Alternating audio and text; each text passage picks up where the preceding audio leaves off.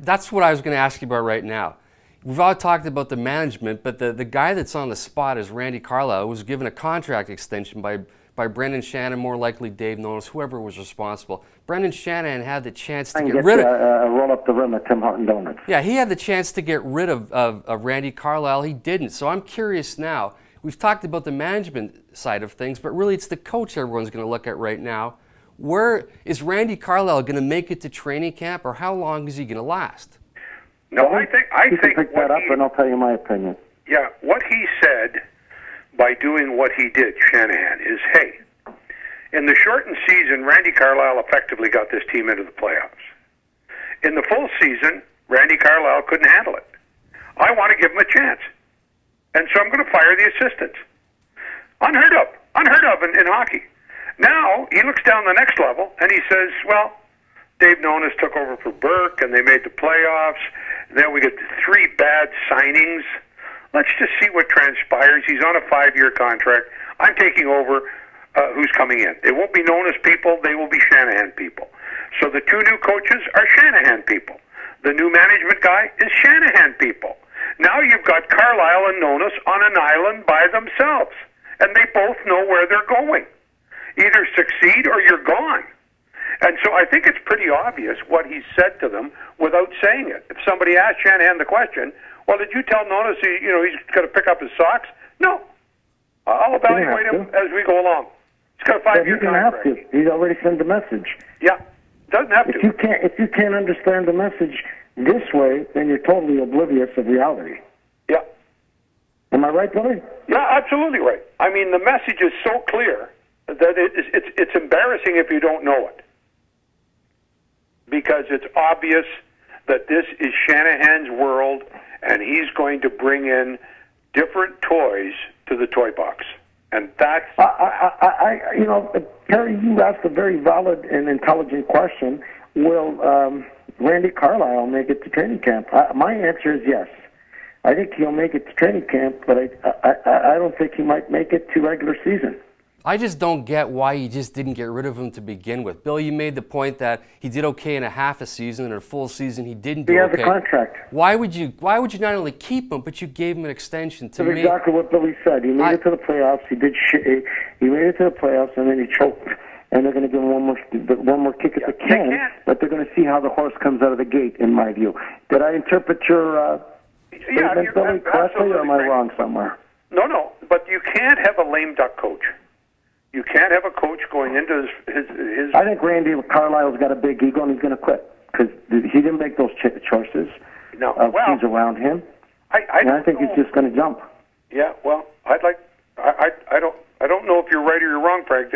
You can apply your own reasoning. I think Randy Carlyle's he got a giant ego, a big ego, and he's going to just say fuck it, and because they basically, like you said in your analogy, he's on an island, right? Yep. With no dinghy.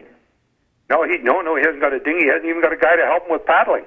That's right. So that's my view. I think they just gave him a way out, just like they say, get in the bathtub and we're going to give you the knives to slit your wrists.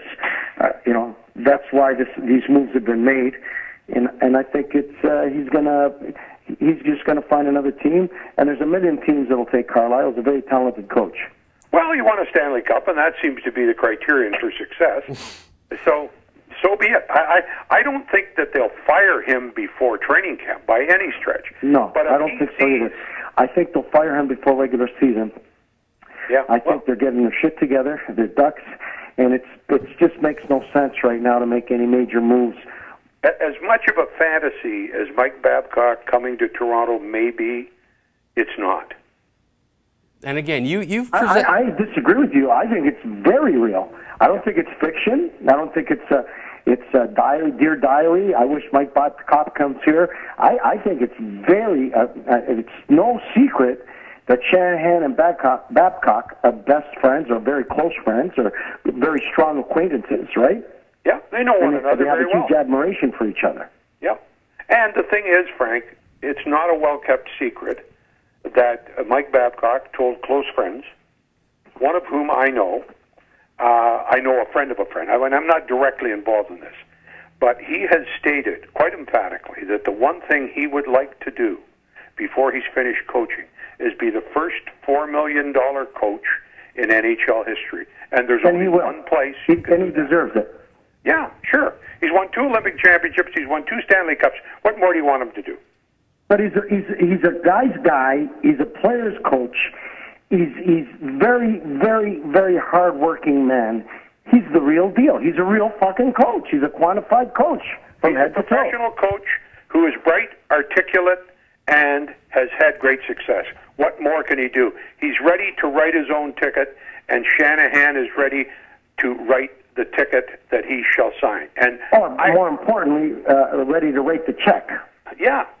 Well, the MLS and he's got nothing but money, and that's if I'm Mike Babcock, I only come to Toronto under one title: Director of Player Personnel and Head Coach. Yeah. Well, the other thing that impresses me about Mr. Babcock is that he's very, very great brand for a team. He's like a good prime minister. He's good, like a good president. He's like a good premier. He's a good, you know what I mean? He has a good presence, Frank. He has a great presence. Unbelievable presence and creates great leadership. Yep. And I think that's the most. Pat Burns did that with his players. They loved him. He was a good speaker. Didn't blow steam up anybody's ass. He was black and white when he spoke, and I think that's very impressive to me. Well, let me tell you a quick story that both of you probably know. When Brian Burke went to and inherited Brian Murray's team in Anaheim, Brian Burke said, "I'd like you to come back under a 1-year contract." Mike Babcock said, "You can take your 1-year contract and put it where the sun don't shine." He had no other job, to our knowledge. He quit. He didn't quit. He just didn't re-sign. He went to Detroit that summer. Kenny Holland hired him. But you know what? He had a family, but he had pride, and he had intelligence. He had confidence in himself. I ain't going to take a 1-year contract on Brian Burke's terms. And smartest move this guy ever made. But this guy knows his craft. Yep. And I, I'm not trying to create rumors. I hate rumors, but I think that this story or this scenario is plausible. Harry? Yeah, I mean, we've talked about it before, and yeah, clearly this is something that, well, let's look at it this way. If the Leafs are going to start off and they're going to be playing crap, they're going to blow the season to effectively bring in Mike Babcock, make Randy Carlyle the scapegoat. And I said this to you before, Frank, and you got mad at me. I said this Harry, is the... Randy Carlyle's already the scapegoat, trust me.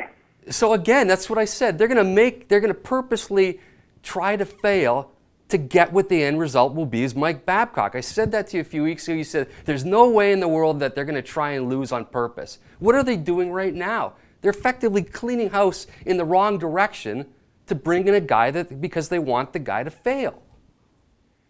Yeah, but I don't, you know what, Perry, in fairness, the people that are there now have been brought there by the people that have been dismissed this afternoon, and the guy that was fired a year and a half ago. Brendan is almost down to the bare bones. He's got to start building his organization and his players. And believe me when I tell you, and you know, and so does Frank, people like Dion Phaneuf are not Brendan Shanahan people. So I don't know how he's going to get rid of this. I'm not a big fan of Phaneuf. I'm not. I really am not.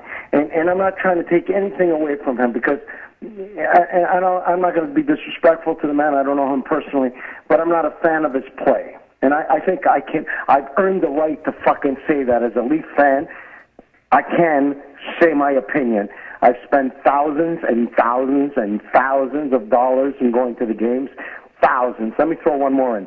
Thousands of fucking dollars, right? Yeah. So I think I've earned the right to critique the team in my own modest way as a wannabe hockey player. I think that Shanahan, who's a very bright guy, will absolutely get rid of every contract in every possible way and negotiate ways to get rid of the people that he believes are not going to be beneficial to the franchise. I think Shanahan has got a big enough ego, and if the dream comes true, the Indiana Jones of hockey, Mr. Babcock comes to Toronto and whips them into shape, I think he's also going to put his mark on. And a Ferrari is only as good as the driver. If the driver's shit, the car will smash in the wall. So if they build a good team, they need a good driver, which means it's a good coach. And I think Babcock's a great coach. And I think Shanahan is going to be a great executive, and he's going to go down in the history books, as you did, Billy, in your organization with Fletcher and Pat Burns and Pat Quinn, where you guys turned it right around. You know, an ailing, beat-up fucking franchise who was only good at making money finally turned into a fan. I'd say they've always had fans, but they finally turned into something that really gave everybody the belief that the Leafs could have done it.